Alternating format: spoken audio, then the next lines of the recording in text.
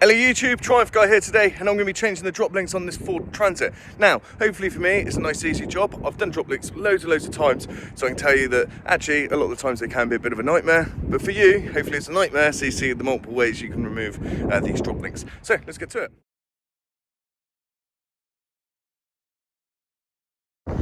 So here is the top bit, and then you've got the bottom bit just down there. So what we're going to do is clean this bit up and then give it some spray. Ideally some penetrating fluid. Don't just use normal WD-40 because they just won't work.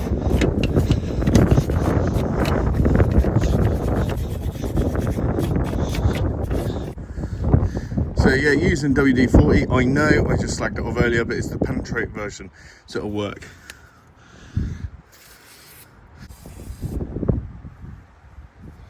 So you have got a thing inside there, like an Allen key socket, but what I'm going to try and do is just break it off straight away with an impact and see if that works. Now, as you can see, this is literally just spinning. It has come a bit loose. That's because we need to hold it there with an Allen key. Now, I wouldn't suggest using the Allen key because it will just snap in there with the amount of pressure. So what I'm going to do is a little trick where I keep tight and loosen it up. And eventually, it might work, like so. So that little impact trick I showed you guys earlier in the video isn't working on here. So I've got this set up. So we will try and use the correct method on the ratchet with the, if I do it. So I've just done that, I'm going to try again with this.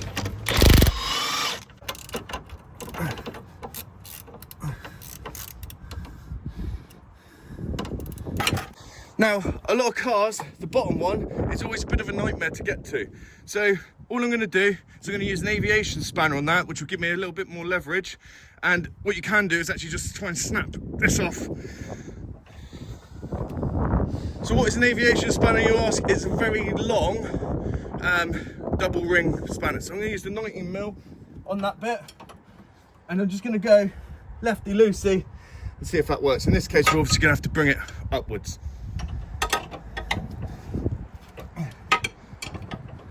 It's gripping pliers, nice and tight. We might have to remove the rubber boot to get in there, and we're gonna lock them off. As you can see, snapped it off because I'm an absolute hero. And then I'm gonna show you that the inside of it will just keep turning. Okay, so we're gonna use the locking pliers and lock it off. As you can see, I've battered my hand up, which is about standard for doing this job.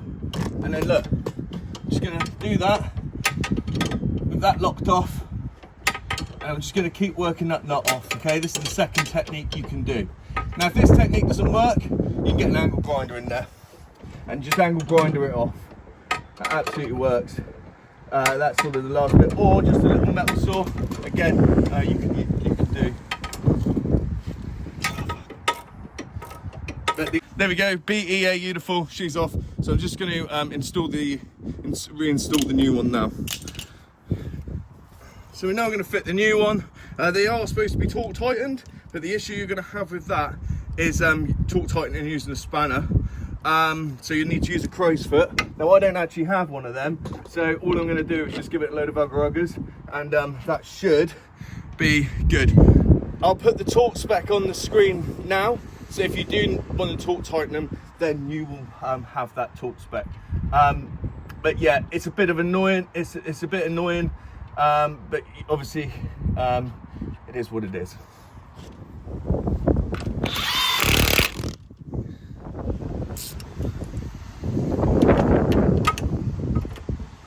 So inside there, it's starting to twist the boot, so I will have to use a Allen key socket with a ratchet spanner just to stop that from happening. So thanks very much for watching. Please like and subscribe. This is my best friend's van, so if there is any further issues, you're going to see a lot of content on it. So if you have got a Ford Transit Mk7, then definitely make sure you subscribe. If you check the comments, there will be a link to a playlist doing all things maintenance on this Mk7 Transit. And also, just points to note, make sure that you definitely jack up both sides to do this job.